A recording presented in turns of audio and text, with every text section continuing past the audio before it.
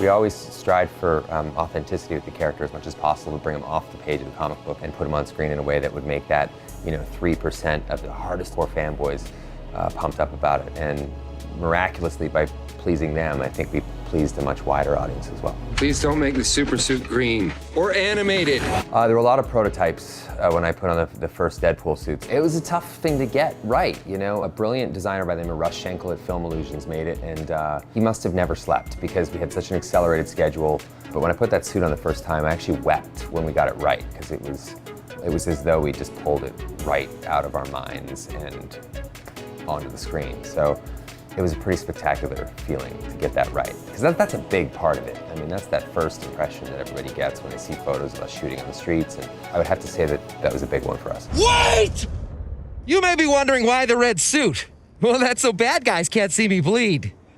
This guy's got the right idea. He wore the brown pants. I think the great kind of hoax of Deadpool is that it actually starts off in a pretty emotionally depraved and devastating place. I mean, his character has cancer, so that sort of lays the groundwork for all these big comedic payoffs later on in the film. What if I told you we can cure you and give you abilities most men only dream of? I'd say that you sound like an infomercial, but not a good one, like Slap Chop, more shake weighty. Deadpool's voice, I've always kind of had an affinity. We've always had that sort of pleasing symmetry in the way we speak, so it wasn't hard. That was the easiest part. The hardest part, I think, was just the lead up. For me, it was 11 years. For the rest of the team, Rhett Reese, Paul Wernick, and Tim Miller, it was 5 years. And right up until yesterday, we're still working on the next one.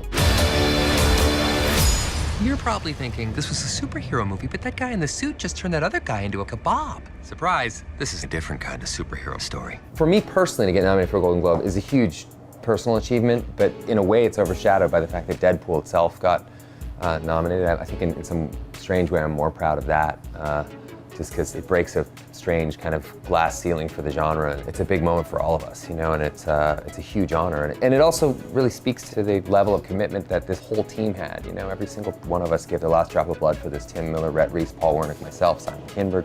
Man, it's a pinch me moment. I never thought the movie would get made, let alone would I be sitting here staring down the barrel of that thing, shooting for variety.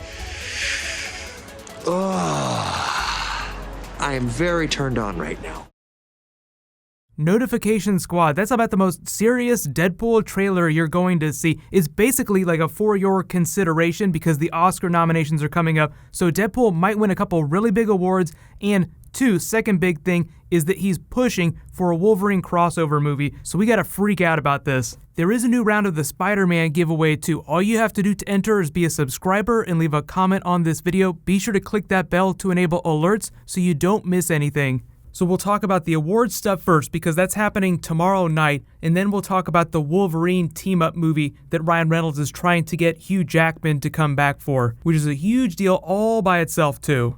So like Ryan Reynolds says, they're basically breaking the glass ceiling for comic book movies with this kind of nomination. With, a movie in the tone of Deadpool, there have been a lot of serious comic book movies. Everyone always wondered if Christopher Nolan might win an Oscar for his Dark Knight trilogy because, even though all the films aren't as good as the other films, like Dark Knight, for instance, still stands, is one of the best comic book movies of all time. So typically the people that vote on the different awards for like Golden Globes, Oscars, like the really big movie awards, do not like comic book fare. They tend to favor serious movies about serious issues. Hollywood itself, if you've ever watched one of these award shows, it's kind of boring because Hollywood takes itself so seriously. And one of the reasons why Deadpool deserves to win an award is because it completely disrupted Hollywood last year. Not just comic book movies, but just movies in general. It is now the biggest rated R film of all time, in one of the biggest X-Men films, if not almost the biggest X-Men film that Fox has ever made. So like Ryan Reynolds says, a lot of that is because of the script.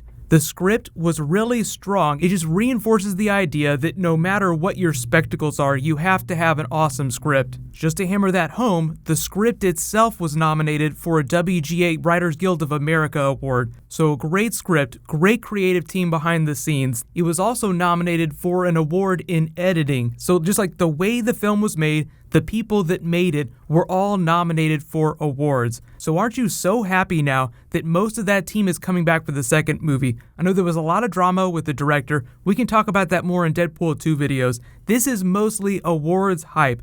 Deadpool probably won't win just because, like I said, Hollywood, the people that vote on these awards, do not like comic book films. But because it disrupted Hollywood so much, it deserves to win.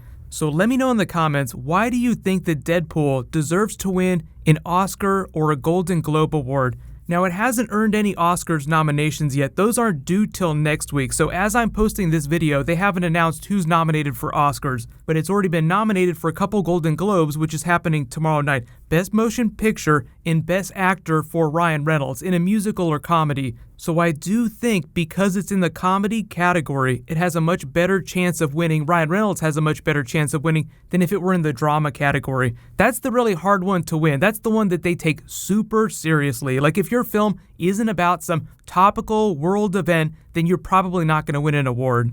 Looping it back around to Deadpool 2, he said that basically like up until the time that they were filming this promo, they were working on Deadpool 2. He didn't mean that they stopped working on Deadpool 2. It's going to take them a little while longer before they start shooting. They have to announce who Cable is playing. So I'll be doing a whole bunch of Deadpool videos once they start announcing stuff. So next big thing we need to talk about, Wolverine Deadpool team-up movie. What the hell is going on? People were like, oh my god, is Logan going to be like a Deadpool team-up movie? Ryan Reynolds, Hugh Jackman. Then the Logan director came out and said, no, there's no Deadpool in this movie, because people were asking them, is there going to be a crossover? Is there going to be a team-up? They were basically saying that, no, Logan exists by itself. It's like a self-contained movie. They didn't say anything about post-credit scene. So what everybody's expecting is that there'll be some sort of Deadpool end tag that has nothing to do with the Logan movie. They just kind of like tack it on at the end of the film. So no Deadpool inside Logan, because the tone is just so different from Deadpool. That was Ryan Reynolds' big thing. He's like, I would love to do a Wolverine team-up movie, but it would have to be its own separate thing. So Hugh Jackman came back and was like, that sounds really interesting, but it'd be kind of tricky because Logan is supposed to be his last movie as Wolverine. But never say never, because he is still super fit. He could always come back and do more. It's just that for the last year, he was saying this is his last time to put the claws on. And I think a lot of that had to do with the creative direction of the character in the X-Men universe at Fox.